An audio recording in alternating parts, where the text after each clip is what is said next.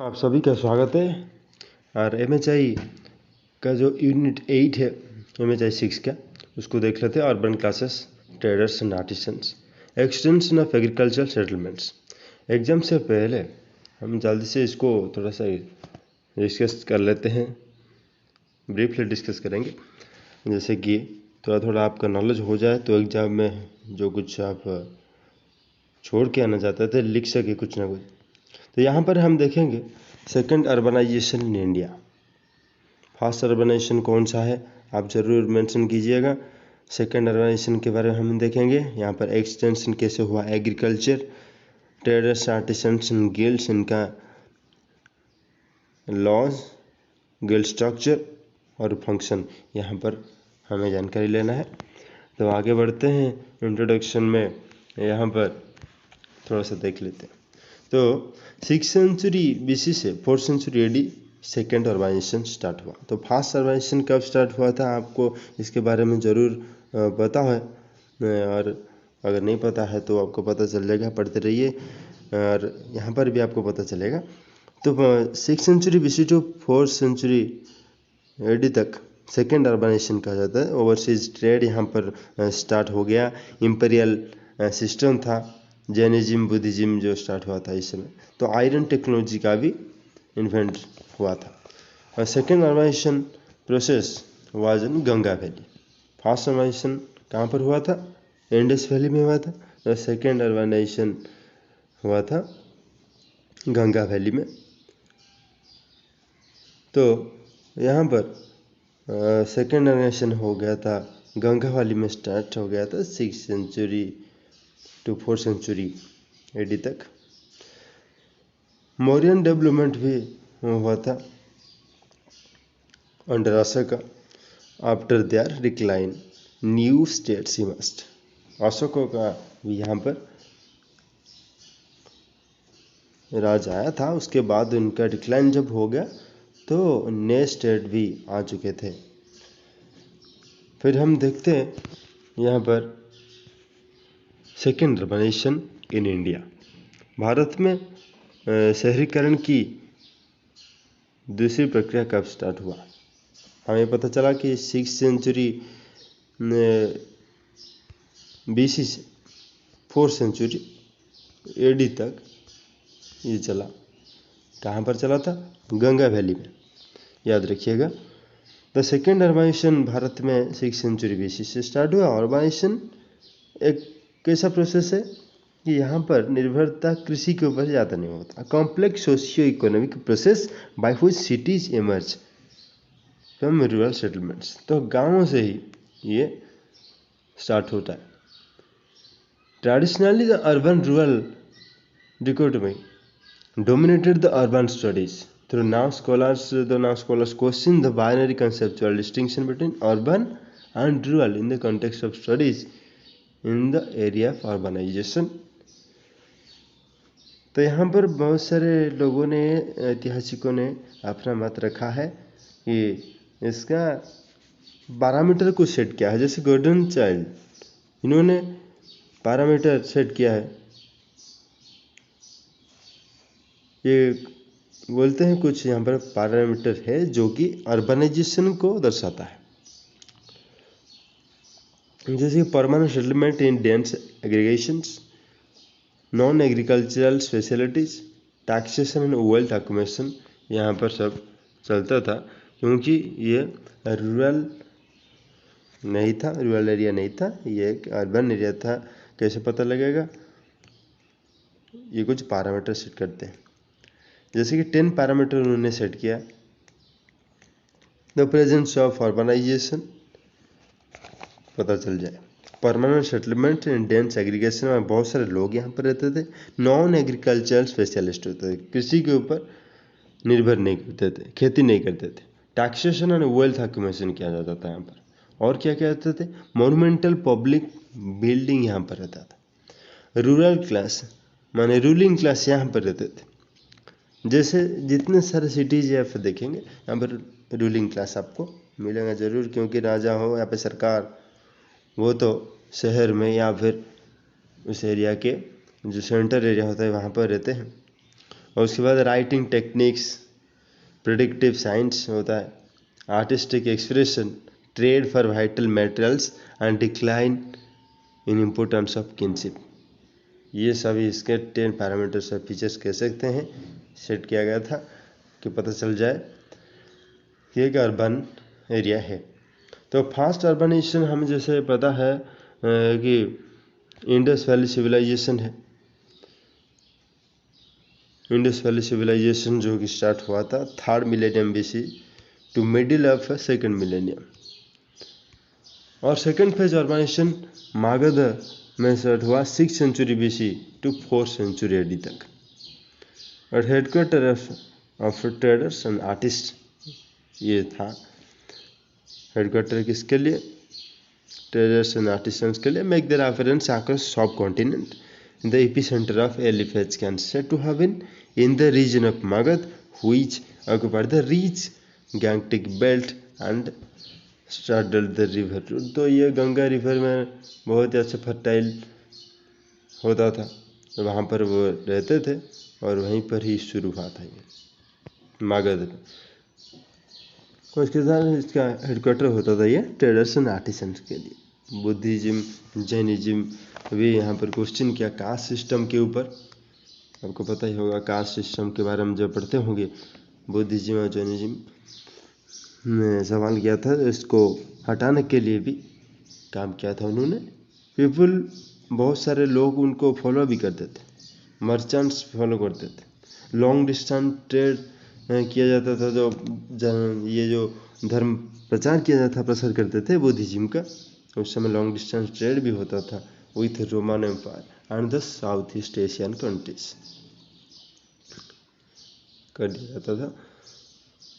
और caste system जो collapse होना स्टार्ट हुआ, started to collapse as artisans and merchants were from most Shudra caste. तो कास्ट सिस्टम जो था वो शहर में, तो आपको पता ही होगा कास्ट सिस्टम इतना ज़्यादा मान्यता नहीं है, गांव में मानते होंगे, लेकिन शहर में कोई पता नहीं चल पाता, क्योंकि ये जो आर्टिसंस और मर्चेंट्स थे ज़्यादा से ज़्यादा लोग, वो लोअर कास्ट माने शूद्र कास्ट होते थे। वैश्य, जैसे वैश्य भी बिजनेस करते थे, तो शूद्र से यहाँ पर भी शूद्र कास्ट वाले बिजनेस करते थे, ऐसे लिखाया गया। Pigeons came from important places, जैसे because farming began to play an important role.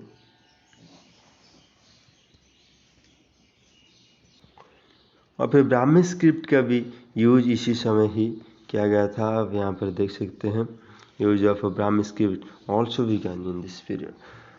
Buddhism, Jainism का प्रचार प्रसार इस समय हुआ और इनको बहुत सारे लोग फॉलो करते थे। जैसे मैं बोल रहा था अभी कुछ समय पहले, बहुत सारे लोग फॉलो करते थे, मर्चेंट्स फॉलो करते थे, बहुत सारे लोग फॉलो करते। लॉन्ग डिस्टेंस ट्रेड शुरू हुआ इस समय, सेकेंड अर्बनाइजेशन के बाद चल रहा है हमारा। तो कास्ट सिस्टम को भी लोग कोलैप्स करने के लिए माने मानते नहीं थे, और इसका ये प्रमाण है कि बहुत सारे लोग जो बिजनेस करते थे, आर्टिसंस ट्रेडर्स थे, वो सब शूद्र कास्ट वाले थे। And pigeons gained some important farming began. The pigeonization भी हो गया था, important to play an important role. तो बुद्धिज्म, जैनिज्म तो कोशिश कर रहे थे कि कास्ट सिस्टम को हटा दिया जाए, पर ऐसा नहीं हो पाया। चतुर्वर्ण सिस्टम फिर से ट्रांसफॉर्म हो गया, स्ट्रेंथन हो गया इसी समय, मैंने सेकेंड अर्बनाइजेशन के time. Merchants, artisans and peasants were incorporated into system under broadcast categories. वो भी सब ब्रॉडकास्ट कैटेगरीज में आ गए। आकर ये फिर ब्राह्मण, क्षत्रिय, वैश्य, शूद्र, जैसे the wealth brought by trade activities enabled the merchants to move up in social hierarchy. तो सोशल हायरार्की में भी मूव करने लगे। जैसे नीचे जाति वाले जो होते थे, ट्रेड एक्टिविटी उनको समर्थ किया, which consisted of ब्राह्मण, क्षत्रिय, वैश्य एंड शूद्र।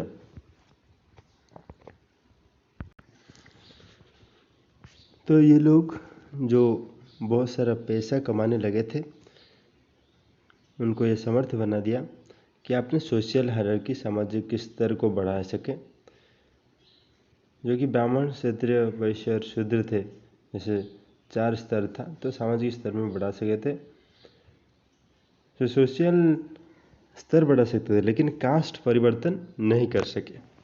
कास्ट परिवर्तन नहीं कर सकते थे। Individuals could not change the caste but caste could move up in social hierarchy. तो यहाँ पर ये जो मर्चेंट्स लोग थे, ये मोनास्ट्री के साथ अपना संपर्क, alliance between monasteries and the monasteries saw the successful spread in the parts of Deccan and south and Sri Lanka. यहाँ पर अपना बिजनेस को बढ़ा लिया। कहाँ से? गंगा यमुना वैली से स्टार्ट किया था, लेकिन यह डेक्कन में, साउथ इंडिया में और श्रीलंका में ये बढ़ा सके थे। फिर हम देखते हैं extension of agricultural settlements. Agricultural extension ही एक वजह था जिसके कारण, इसकी वजह से सेकेंड अर्बनाइजेशन स्टार्ट हो गया, और ये आयरन टेक्नोलॉजी का डेवलपमेंट होने का भी कारण भी हुआ। एग्रीकल्चरल प्रोड्यूस बहुत बढ़ पाया। To feed non agricultural specialist who are in towns, जो शहर में रहते थे उनको खाना तो चाहिए होगा ना, तो खाना कहाँ से आएगा? तो आयरन टेक्नोलॉजी डेवलप होने के साथ ही इनको खाना मिलने का क्रम शुरू हो जाएगा, क्योंकि बहुत ज़्यादा उपज बढ़ गया आयरन टेक्नोलॉजी के कारण, और एग्रीकल्चरल सेटलमेंट जो एक्सटेंशन हुआ इसके कारण अर्बनाइजेशन भी बढ़ा और कृषि उत्पादन भी बढ़ गया, और शहर में इन लोगों को खाना में फूड प्रोवाइड करने का चांस भी बहुत बढ़ा। The population increase led to the necessity of bringing more untamed lands under cultivation. जो सब खेती उपयोग्य जो जगह नहीं थे, ज़मीन नहीं थे, उनको भी उपजाऊ बनाया गया, तो बहुत ज़्यादा प्रोड्यूस भी हुआ। यहाँ पर शतपथ ब्राह्मण का एक दिया गया है एग्जाम्पल, जैसे शतपथ ब्राह्मण से 800 to 600 BC मेंशन करता है the clearing forest using fire. The agriculture activities during second urbanisation generally focused on river valleys, like Ganga Yamuna valley में हो रहा था। यहाँ पर एक तरह से बोला जाता है कि आयरन टेक्नोलॉजी का यूज़ किया गया, लेकिन शतपथ ब्राह्मण जो 800 से 600 BC में लिखा गया था, वहाँ पर मेंशन करते हैं कि फायर का आग लगाकर ये साफ सुथरा करते थे फिर ज़मीन बनाने के लिए। आर्कियोलॉजिकल एविडेंस भी इंडिकेट करता है proliferation of settlements in this period. The Puerto Rican Northern Black Polished Ware (NPW) Northern Black Polished Ware is dated to the period of second urbanization. तो सेकेंड अर्बनाइजेशन के समय का है NPW, माने in northern black polished where. Settlements with pottery are found in abundant number when compared to pottery of previous phase. Previous phase का pottery कौन सा था? Painted grey ware. उसके बाद सेकेंड अर्बनाइजेशन टाइम का था नॉर्दर्न ब्लैक पॉलिश्ड वेयर। तो painted grey ware first urbanisation के टाइम का था, सेकेंड NPW सेकेंड अर्बनाइजेशन का।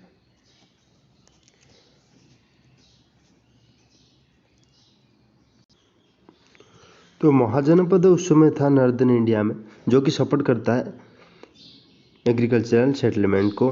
एक्सपांसन उस समय हुआ था, एग्रीकल्चर एक्सपांसन हुआ था, और उसी सेटलमेंट को ये सपोर्ट करते थे। और उस तरह का इंस्टीट्यूशन डेक्कन में संभवतः नहीं था, क्योंकि intensification due to lack of intensification of agricultural activities.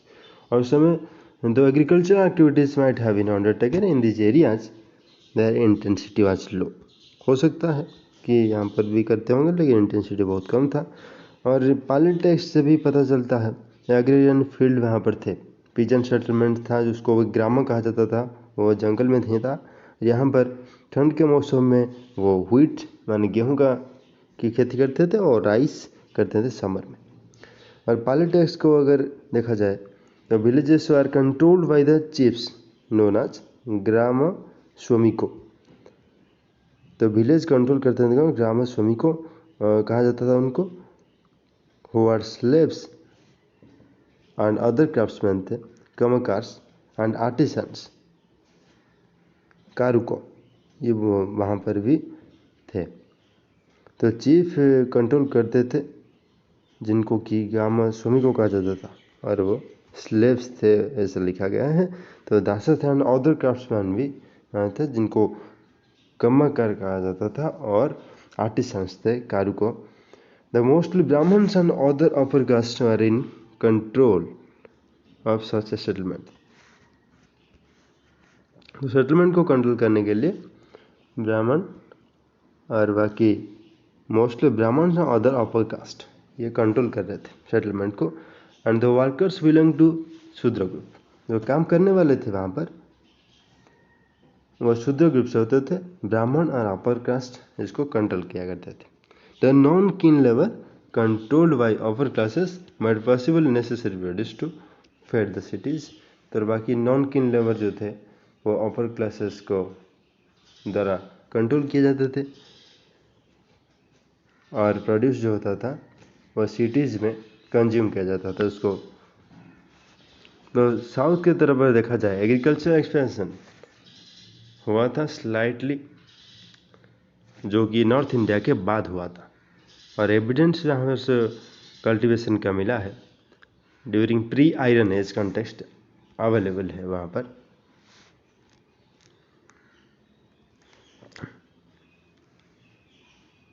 और सिर्फ उत्तर भारत में ही, दक्षिण भारत में भी एग्रीकल्चरल एक्सपांशन हुआ था, इसका भी पता चला है, जो कि नॉर्थ इंडिया के बाद हुआ था। और एविडेंस जो मिला है कल्टीवेशन हुआ था उस समय during pre iron age context. An extension of agriculture perhaps took place around the beginning of Christian era. तो ये कब हुआ था? बिगिनिंग ऑफ क्रिश्चियन एरा के आसपास ही हुआ था, क्रिश्चियन एरा के शुरुआत के आसपास हुआ था। सेटलमेंट ये हुआ था कहाँ पर? कृष्णा गोदावरी एंड गोदावरी डेल्टा, यहाँ पर एग्रीकल्चर सेटलमेंट एक्सटेंड हुआ था। याद रखिएगा, कृष्णा गोदावरी एंड कावेरी डेल्टा में वहाँ पर एग्रीकल्चरल सेटलमेंट का एक्सपेंशन हुआ था। और ये भी यहाँ पर मिला है जो राइस यहाँ पर कल्टीवेट किया जाता था, और उसको निकालने के लिए एलिफेंट का यूज करते थे और कैटल को यूज करते थे for threshing rice in the Sangam literature. तो सोर्स है क्या? संगम लिटरेचर से मिलता है। यहाँ पर राइस की खेती होती थी और उसको निकालने के लिए उसके पौधे से यहाँ पर एलिफेंट का यूज किया जाता था। आपने देखा होगा बैल का यूज़ करते हुए भी बहुत सारी जगह में करते हैं। तो ये एलिफेंट का यूज़ करते थे और बाकी सब कैटल का फॉर थ्रेसिंग राइस।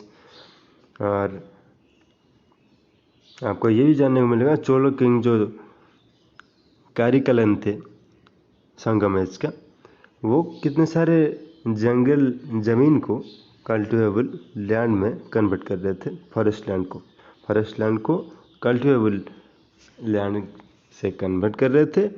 और ये भी कह रहे थे said to have built a bond across the Kaveri to prove water for cultivation. तो पानी की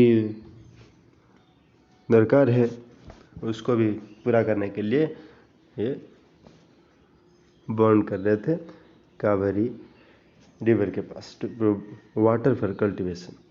तो आगे हम देखेंगे कैसे ट्रेडर्स, आर्टिसन और गिल्ड उनका फॉर्मेशन हुआ, उनका क्या काम था, फंक्शन क्या था और उनका लॉज क्या था। धन्यवाद।